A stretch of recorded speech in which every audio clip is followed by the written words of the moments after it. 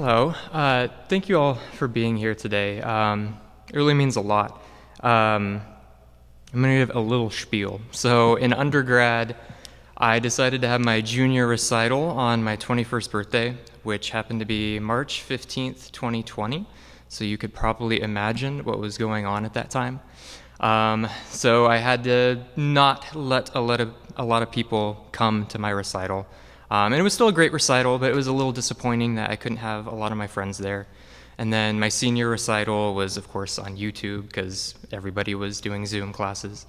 So I really wanted to go all out for this recital, have large ensemble stuff like this. And so it means a lot that everybody has shown up to it today. A little bit about this last piece. A lot of what I write is band music. That's pretty much half of what I have done here at UNLV. As you can imagine, it might not be feasible to get like 50 people on this stage and also coordinate rehearsals. So I thought I might arrange a small chamber piece of mine for a larger chamber piece that is like a quasi-band. So I can kind of show off my writing for band, but in a way that actually worked for this recital. So that piece you just heard was called Hornet. It's actually the first piece I wrote here. And I wrote it for the Nevada Ballet Theater. We did a collaboration, a couple of composers at UNLV, and some choreographers, and we came together and made a ballet. And the original scoring was violin, clarinet, cello, and piano. And I thought it would be a really cool one to expand into this instrumentation you just saw. The next piece you are going to hear is a duet that I wrote for me and my friend Nick Logan. It's a bass clarinet and bari sax duet. Nick came to me last semester and asked if we wanted to play a piece called Black by Mark Mellitz. And I told him no. The reason I told him no was I had learned the piece in undergrad for two bass clarinets. The version we would have done would have been really difficult because it was a transposed part, and so I would have had to relearn everything. And so I told him, I'm going to write us something new. But that piece is one of my favorite pieces, and the composer of that piece is one of my favorite composers. And so I had the idea to write something in the style of that composer, Mark Mellitz, and that piece, Black. And the title came from the somewhat hilarious names that British food dishes have. I kind of find them amusing, and it's a very Mark Mellitz thing to do, have all these miniatures with names that are like a subcategory of a larger thing. So yeah, thank you all for coming, and the next piece you're going to hear is called Potted Meats and Princely Wines.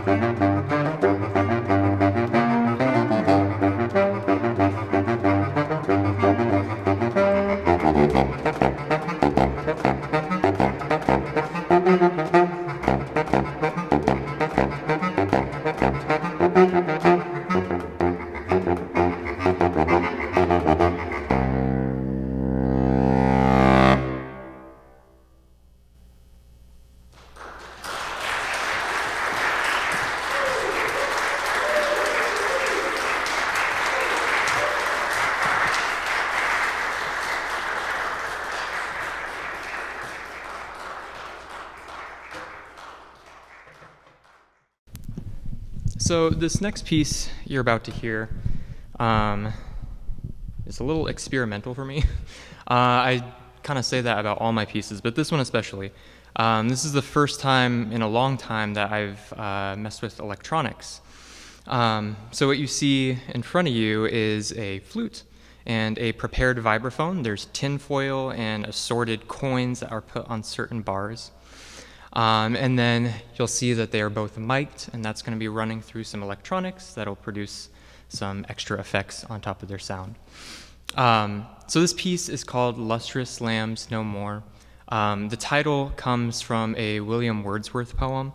I won't say the title of the entire poem because it's like 2 sentences long, but the essence of the poem is about losing touch with childhood and how things get more bleak as we get older. It kind of tells this story of how simple things like trees and hills are so beautiful to us when we're children, but then they're kind of meaningless to us once we become adults. And so I try to portray that poem in this piece by starting with very diatonic and simple harmonies and melodies, and then as the piece progresses, it kind of will build and build, go to a lot of different places, and then kind of end in this very bittersweet way. So this is Lustrous Lambs No More. This is being performed by Liz Lopes and Paris Joe.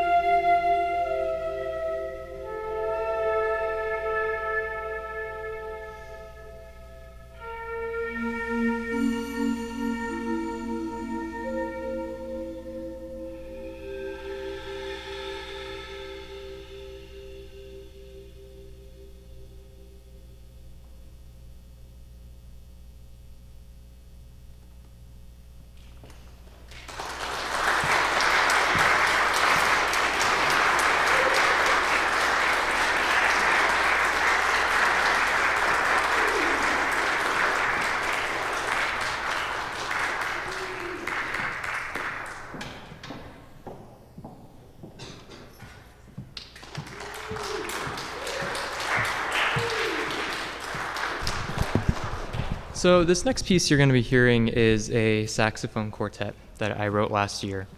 The way this piece came about is I learned a term that I did not know. This piece is called petrichor, and I was very unfamiliar with this term, and then when I learned about it, it seemed like a fascinating idea to write a piece about. So for those that are unfamiliar with the term petrichor, it's basically a word to describe the smell of rain, more particular like the smell of a first rain after like a very long dry spell, that like very earthy scent.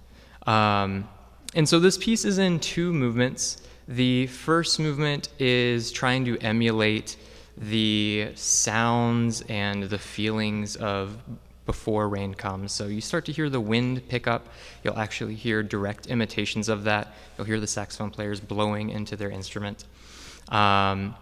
And then as the piece picks up, it starts to get more stormy, and then that takes us to the second movement where the rain starts.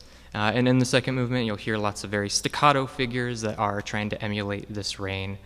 And it builds and builds and becomes this complete storm, and then eventually dies down. To perform this piece, we have Max Marquez on soprano saxophone, Megan Kearny on alto saxophone, Ernesto Flores on tenor saxophone, and Nick Logan on bass saxophone. Thank you. I hope you enjoy.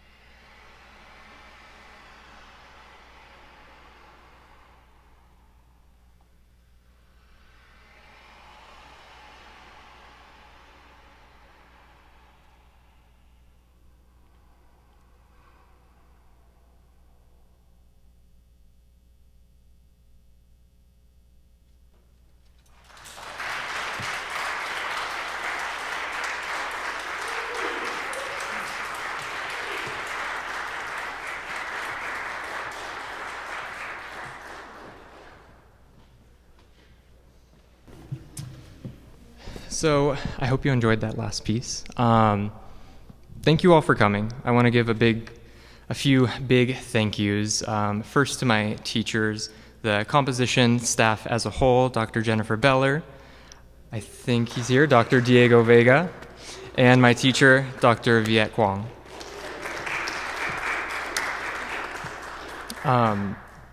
It's cool for me to hear some of the stuff I've been writing of late.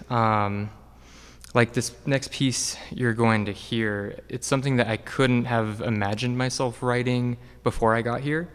And you know, all the stuff I've been doing as of late is all a credit to Dr. Quang, so thank you. And I obviously want to thank my family for supporting me.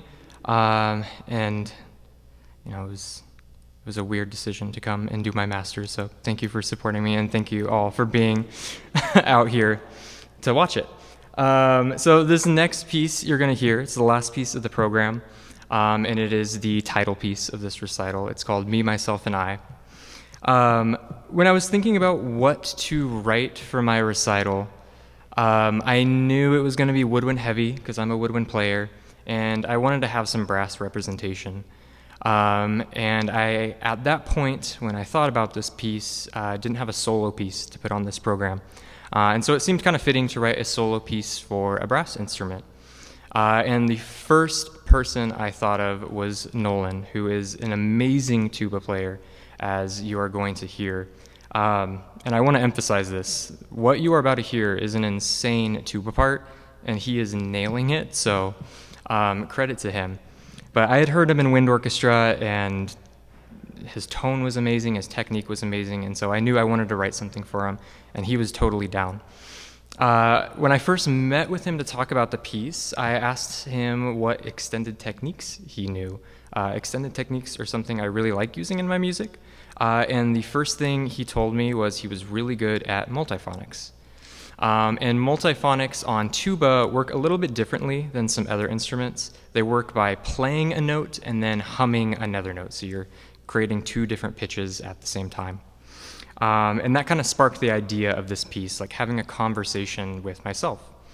And so the arc of this piece is kind of mimicking my own internal dialogue that I have. I only recently learned that not everybody experiences this, but I constantly am talking to myself in my head.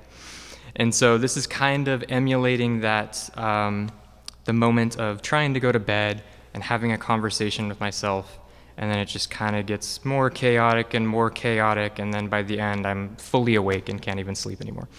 And you'll kind of see that represented in these three movements: inner dialogue, deep in thought, and mind racing. Thank you all for coming again, and I really hope you enjoy this next piece.